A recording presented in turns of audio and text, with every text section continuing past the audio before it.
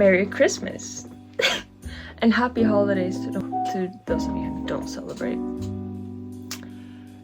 And welcome.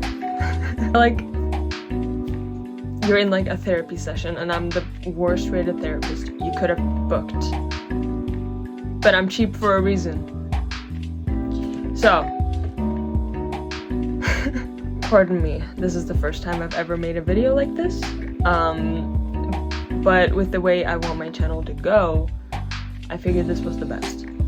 Maybe. Will I regret this? Most likely. But who cares? 2026 is a new year. New year, new me. Maybe. But that's not what we're here for. We are here for my painting transformation that I would say is the best I've done, because I did this not too long ago with a different painting that was like way older. So I was really inspired to do this again with another painting that I absolutely hate that had been hanging up in the bathroom for like a year. Why it was there, don't ask me. I had no space for it, so I took the first nail in the wall that I could find and I was in the bathroom. So I hung it up there. Every time I looked at it, I hated it. I analyzed it all the time and I was like, this is awful. Like, I remember while painting it as well, I hated it. But I was just like, trust the process, see where it goes. It went down the drain, down the toilet. So much wasted paint. That's what I can say. Wasted paint, wasted time. So I wanted to redo it, redeem myself a little bit. So that's what I did. I think I did. I took down the painting, obviously, and with the way that I usually paint, I use red for the background, so I was determined to cover this ugly piece of trash in red paint, which proved very hard, honestly, just awful. I would not recommend. I would go over that painting with so many layers of red. I almost used an entire tube of red, but it had to be done. If you know anything about color theory, because like this painting, the hair on his head was blue. And if you know anything about color theory, you know that that will not go well with red.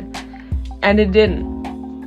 I did figure it out later by just going over it with a darker shade of red. I should have just done that. But I was determined to at least get it covered enough to where I could cover like the existing painting with a new sketch and then new layers of paint. So I would spend like an hour painting over this giant canvas, blasting it with a blow dryer to make sure that it was dry, and then I would go over again. I'm really impatient when it comes to painting, I can't lie. So I just wanted it covered, I wanted it done, and I wanted it out of the way so I could start actually painting, because I was so tired of looking at this piece of absolute garbage of a paint job underneath. I just wanted to get it away from me. Out of my sight, okay? But eventually I got there. And after like an hour and a half, I called it. And I was like, okay, let's start sketching. But then I ran into another problem. I do not have a white pencil. And a normal pencil did not work. Because of all the layers of existing paint and more paint, the canvas was like super smooth. So pencil basically did not stick at all. And I could not even see it on top of this red and like brown from the blue. So I grabbed a white eyeliner, like a pencil eyeliner, and that's what I used to sketch. Shocker, it actually worked. And honestly, if you have nothing else, I would recommend that. I can't lie. Because you can just like rub it off. Like if you draw something wrong, you can just rub it off. The only bad thing was that because it's so like waxy and soft, the tip would like shrink immediately. I would draw like 3 strokes and I would have to go sharpen it again. Over and over again. So even in the video, you can see that I draw and then suddenly vanish and then pop right back in to draw more. That's just the reality of it, I guess. But I got it done, and I actually really liked it more than the digital sketch that I had of this idea, because it just came to me. Like, I don't know, it sounds really deep and it sounds like I want to try to be special, but I do not paint unless the idea comes to me. Like, I don't want to force it out. It like suddenly comes to me, I write it down in my notes, and then one day I'll get to it. Once the sketch was down, I called it a day. I was proud of my progress, because it was already like kind of late in the evening, so I just called it. And I would just not touch it until the next day. But the problem then was that I didn't want to ruin the sketch, because I liked it, but I didn't know if I had the ability to portray the image that I wanted. Like, because I do not have the painting skills of a Renaissance painter, okay? But I wanted this painting to be reminiscent of that. I wanted it to be elegant. I wanted it to be soft. And that's not the way I usually paint. I paint like really crisp lines and like line work and stuff. But here, somehow, with the power of deftones in my ears, I was able to capture what I wanted to do. But it was a lot of trial and error, honestly. Like, I did not trust the process at all. Like, I would start with the shadows, because I'd like quickly looked it up on TikTok, like how to paint on canvas. And they usually go in with the shadows first, and then the highlights last. So you go shadows, skin, and then the highlights, pretty much.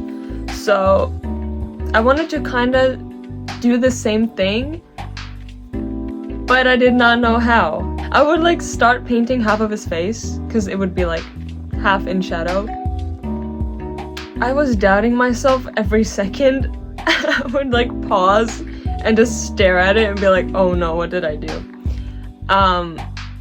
But then I kept going and it steadily just got better. Like, I would lighten the color of the shadow, because it was really harsh, really dark, and it didn't really like make sense.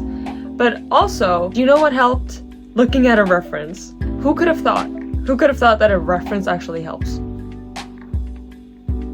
Who knew? But I would use this reference for the lighting and like the facial proportions. I do not paint realistically, but every now and then my Tonon paintings actually end up looking really realistic. Maybe a little too much, to the point where I despise it. Because, I don't know, it's just not my thing. I don't enjoy doing realism. But for this painting, I just felt like it was right. So like from the very get-go of getting the idea to the final piece, I had the idea of doing it like sort of realistically, but not uncanny, I guess. And I would lay down the colors. I would mix them beforehand, because they were like, don't mix it on the canvas. I still did, so it worked out fine. And I do use acrylic. I don't know if I probably should have mentioned that. I use acrylic because oils take so damn long to dry. I do not trust oil paints. I don't use anything expensive. I just use what I have, like what I get from normal store. And I just go with that. And it turns out fine. So, for like this painting, since I am in art school, I was like thinking smart, you know, which I do sometimes. I figured I should try to add texture, and I should try to add like different shades of like red and blue as like undertones. I know that basically like the underpainting or background or whatever is already red, so that'll help a little bit somehow. Don't ask me how, I don't know. But I decided to add like a little bit of blue like on his back and in his face to give some dimension. aside from the blush on his cheeks, which already adds a little bit of like liveliness to his face. I learned from my teacher that like he would always point out when there's like different blotches of other colors in the skin, so I wanted to do the same thing, and different shades of his skin tone. And like towards the bottom, like I have an awful setup, okay? I was in my room on the floor with my painting propped up against my bed, and I had this awful stand that I paid probably too much for that does not work properly, which is why I have this awkward angle, but it's all I had, and I bumped into it like a million times. But I did add like a faded bluish gray towards the bottom. The bottom of the painting is not the focal point. Tonen himself is. So I would add like cooler colors towards the bottom to make them like vanish against the red. And for the wings, boy oh boy, I was terrified. I do not know how to paint wings at all, which made this painting really just a leap of faith. Like, I had too much faith in myself. But I would say it worked out in the end. The way that I did it was just using the same technique that I had been. Because I had just been doing general strokes of paint. Like, I was not blending. And I took that technique and used it for the wings. And just layered different strokes on top of one another. So it looked like feathers, sort of. Like, with different shades and some red poking through. Just to give it some depth. Like, I didn't want them to be just blocks of white. I wanted it to be different shades of white and like different shades of blue to, like I said, give some depth and make it stand out, but also blend with the rest of the painting. I didn't want it to be like this whole different style just for the wings. As for the cut down his back, don't ask me why that's there. I just wanted it to be there. So I did it. It's probably my favorite part of the painting. Like, call it grotesque, call it gross, but it looks kind of realistic, and I'm proud of it. And as for the name of this painting, as you can see, his like wings are growing out of his back. I wanted this painting to portray the fact that this guy is innocent. Like, whatever happened to him to make him this vile creature was against his will, was against his morals and whatever.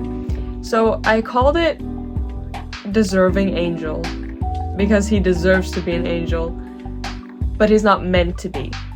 The wings aren't naturally there. They're like going against his nature to be there. As for the duration of this painting, it took me like a day and a half of like just painting. The face took up most of my time because I wanted to give it the right dimensions, the right shading, the right like reflection of light. It was really hard. So I was really looking at the reference close and like taking in every detail, especially on like the shaded side of his face. It took so long. But finally, the last step was just to cover it in some sort of like finish. I just used Mod Podge. How will that age? I do not know. I just hope it doesn't turn yellow. I used a matte version. I've used a glossy one before, and like it looks fine. It looks just like normal dried acrylic because it is kind of glossy as it is. Like, I didn't want a bunch of reflection of light and stuff. I just used a matte and it turned out okay. It left some streaks, unfortunately, but this painting is just for me. I kind of want to make vlogs about this, which is why I'm like putting my face here, because I kind of want my content to go more towards that direction, rather than just a screen with a speed paint and me just talking. Will I regret this? Like I said earlier, probably, but that's why the delete button is right there. I can delete it if I want to. I do go to markets and like like artist valleys, I guess. It's just a bunch of different creative people selling their works. So I do sell my paintings. I've sold a few. You're gonna have to get used to these painting videos because I have like no paintings left to sell, pretty much, and I need product. I'm really proud of this painting. I think it is one of my best works that I've done so far.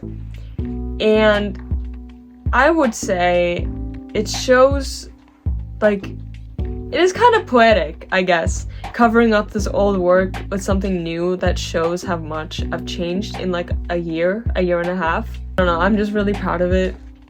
And I really enjoy the texture of this new one. Like, I didn't try to smooth things out, I just left them as they were.